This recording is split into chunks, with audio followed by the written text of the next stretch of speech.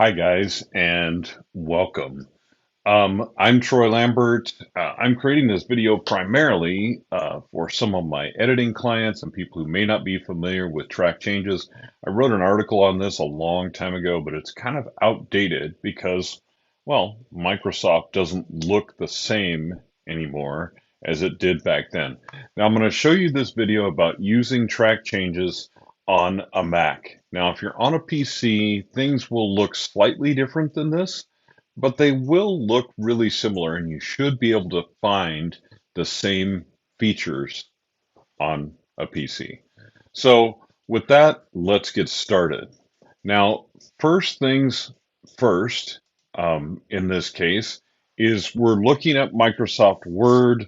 We're looking at it with the ribbon open, with the navigation pane open, and with the comments window open. And I'm going to talk to you about all of those different things. Now, the first thing is, as an editor, one of the first things I do is go through your manuscript and I create essentially bookmarks using heading styles for each chapter.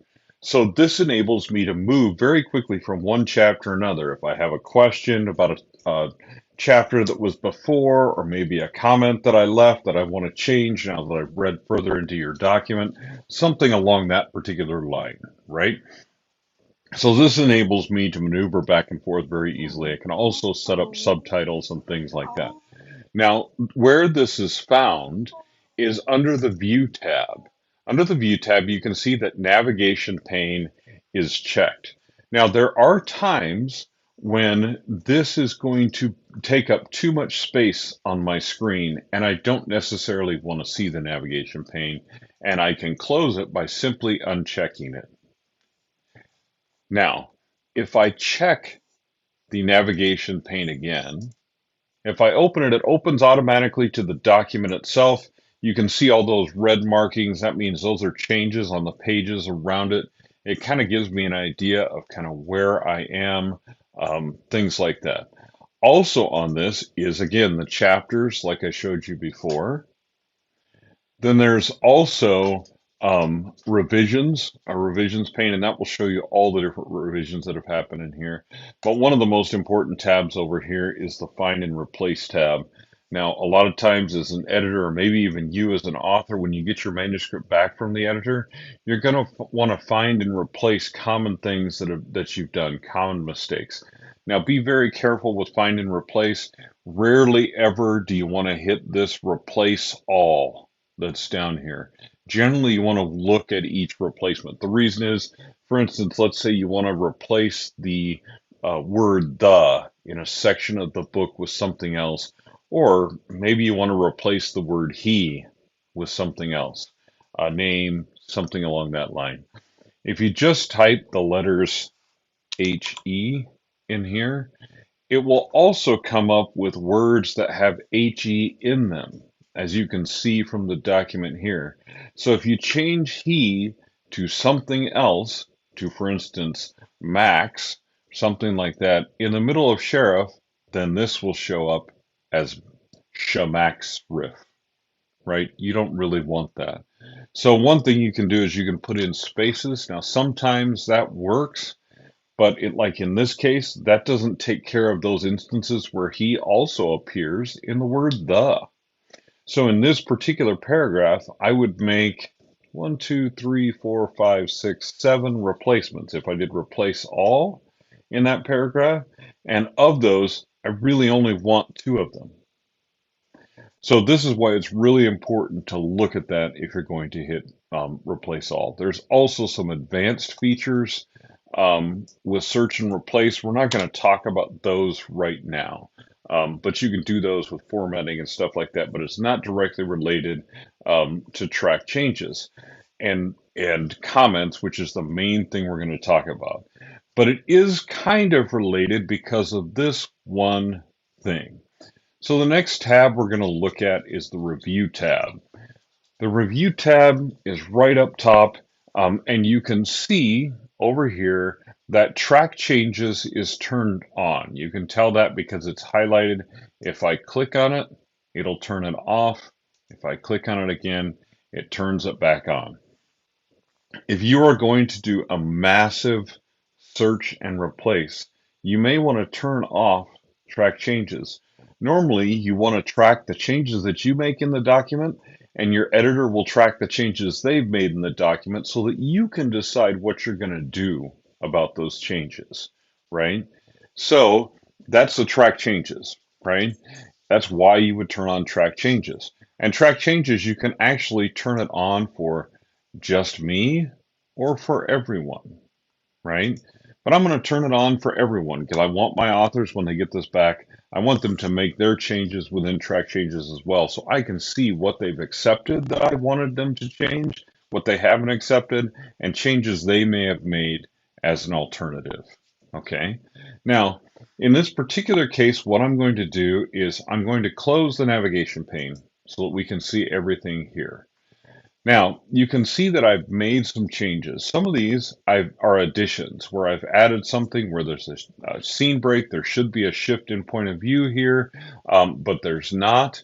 And so I'm going to alert my author to that by adding that sentence there, right? In addition, down here, you can see that I've made some changes. I've deleted some things and added some others into the manuscript. And that shows these here. Over in this side, it shows what I deleted and the fact that I changed something from highlight to non-highlight. And then this shows what I've added in its place. Okay, so it shows both things. This was the the author's original sentence. This is what I've added into its place. Now, the way I see all of this is that I select all markup from this drop-down window up here. Now, this drop-down window allows you to choose exactly what you see. The original, all markup, or no markup. Now, if you choose no markup, your document is actually going to look kind of funny because you're not going to see the changes that have been made. Okay, so it's really important when you're going through the editing process to have all markup checked. Okay, now whether you're on Windows or Mac, show all markup checked. Okay, because you want to see everything. You want to see all of the changes. You want to see what I've deleted and what I've added. I want to see what you've deleted and then what you've changed or added in its place. Okay, so that's the first step right there. Now the other part is we're going to show comments over here. Now, so I've made a comment about this particular part of the story because I want the author to add more detail. I want them to tell me more about some of this because I want to ensure that this actually works as an event in this particular story. Okay, so in this case, I've defined means, opportunity, and motive. Okay, so we need to solidify those things a little more to make this part of the story work. And I'm not going to go into detail about that because this is someone else's story. I'm just using it as an illustration of how this particular thing works. Okay, so in this case, you want to be sure up here that you see show comments.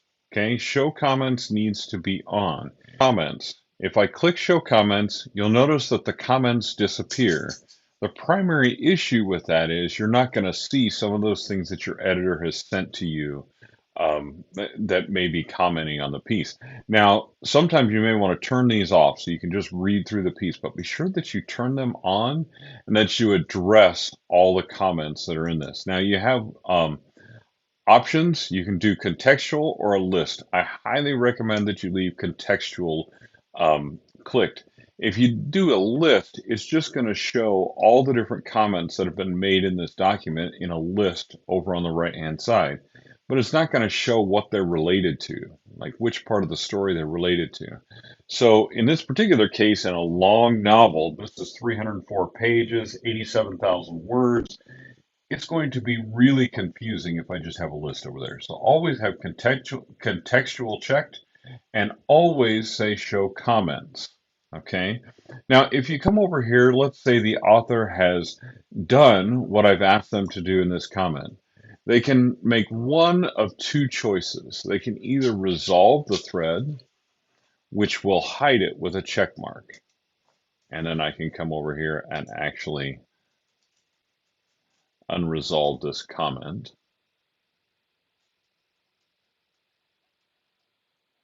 And you can see now that those comments are all in a list, and I don't want it to be that way. It switched automatically when I resolved a comment and then clicked on it. Okay. So I want to unresolve that comment. Um, and so I can do it just like that. And the comment reappears. And I say, okay, I didn't resolve that comment. Now, if I fully resolved it and I just don't want to see it anymore, I can delete it. Now, I don't usually recommend this that you do this when your editor sends you back track changes. I recommend that you resolve the comment, not delete it. If you delete the comment, then that history of what has changed throughout the book is not there. And you may, at some point in another draft down the road, decide, hey, I didn't like that. I want to put that comment back. Okay. Or I want to revisit that comment, revisit that conversation. And you can do that if it's still there. If it's not still there and you've deleted it, then you can't do that. Okay. Now, if you want to make a comment back to your editor, for example, let's say I want to make a comment on this part here about a small historic church. I hit the new comment button. What will happen is a new comment will appear over in this pane over here. Now, if you're on an older version of Word, sometimes those comments will still appear in this section right here on the side of the document. If you're at all on a new version of Word, they all appear out to the side like this, which doesn't clutter up this space. It also makes your document wider on the screen, so there are some disadvantages to this. Now I can start a conversation and say, which church? Maybe I don't understand which church that is. Now in this case I do, but maybe I don't understand which church that is. Okay. Now, if I try to make another comment while this one is open, let me show you what happens. So I haven't hit enter on that and done that comment. It's going to say, please post your comment first. So you can't have two comments in progress at one time. What this is designed by Microsoft to do is to keep you from basically overlapping comments and kind of making yourself a mess by not finishing the comment you intended to make. So to finish that comment, I can hit Command Enter, because if you hit Enter, you can just add new lines within the comment. So you can add several lines if you want. You can put several paragraphs in comments if you want, and sometimes I end up doing that. Now you can hit Command and Enter, or in the case of Windows, I believe it is, I'm not sure exactly what your equivalent is, perhaps Control Enter is your equivalent, and that'll post the comment, or you can click on this little arrow here. Now in this case, I've decided, oh wait, I do know what church that is, so I want to delete that comment. So I'm just going to delete this thread. Now, if I don't delete this thread, the author can reply here and say, you know this one, or perhaps they make corrections, something along that line. But if they want to make a comment back to me, they can make a comment back to me exactly like that. Okay. Now on each of these, you can edit your comment or you can delete it, right? Or you can come to this little drop down menu and I'm going to delete the whole thread. So I'm going to delete both comments because now I'm completely done with this. Or I can resolve the thread and that resolves all the comments that have been made on this particular thread. In this case, I'm just going to go ahead and delete that thread and it's going to disappear. Okay. So that's a quick overview of comments and track changes in the current version of Word. Okay. If you make changes, your editor can see them. If they make changes, you can see them. Okay. And that's the important thing is you can track back and forth with what each of you is doing, especially as you get down in further drafts where you don't necessarily need to reread the entire draft, but you may want to go through and review the changes that your editor has made. Now, when you get down to fixing these changes, you have choices. Now, up here, when you get to a change, you have a choice of accept or reject, and you can also move to the next change. So in this case, I'm going to move to the next change. Now, the next change is that I added in this text, and I say, hey, I want to accept that. So I hit accept. And you notice that now that becomes normal text, and there's no more changes there.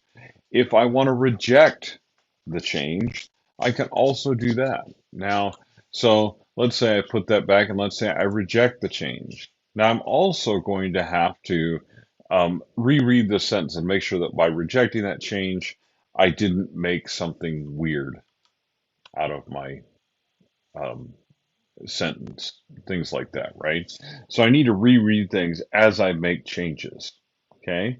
Because sometimes, like your editor will make a change, but they don't complete, like maybe they miss a letter in the change or something like that. And so sometimes you'll make a change and you'll be like, man, now that's misspelled. And you basically need to look at that, or your editor will look at it when you send it back to them. Okay, so you can accept or reject changes. You can move to the next change. You can also move to the previous change. Now, you notice the previous change of this one is that I changed this from highlight to not highlight. Now, it's something I can automatically accept. In fact, I can accept this before I even send this back to the author. They don't even necessarily need to see that I had been highlighted because I highlighted a lot of the passive voice, and now I don't want it highlighted anymore. So I can accept this change. So this is the other way you can accept the change. Instead of going all the way up to the ribbon, you simply right click on the change itself, and it'll give you the opportunity to accept or reject the change.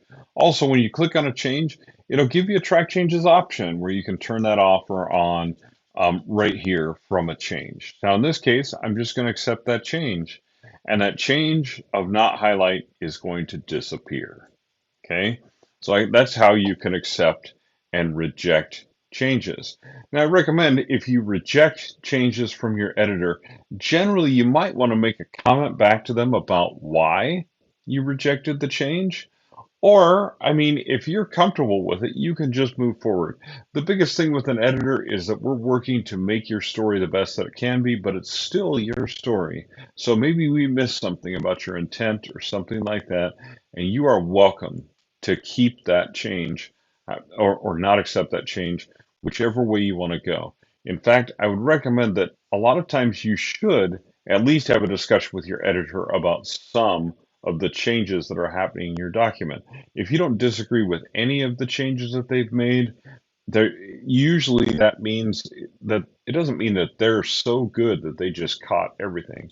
What it means is that you need to revisit some parts of that story and understand it better. Okay, so this has been a really super fast overview of track changes and comments. Okay, really super quick, and we've also covered a little bit about the navigation pane.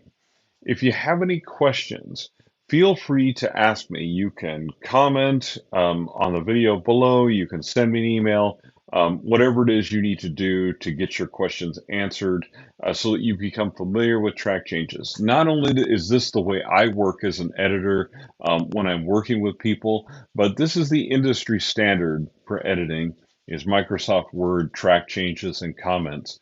And so almost any editor that you work with is going to use this program or a program like it. Most of them do not like to necessarily work in Google Docs, which works in a very similar way, or in Apple Pages, their Pages program, or something else along that line. Most of the time, the industry standard is a Word document that you work in and you do review and track changes. Now, next time, we'll talk about sharing documents with your editor and working on them together in real time. You can do that in Word as well as you can in Google Docs. We'll talk about that next time. Until then, we'll see you later.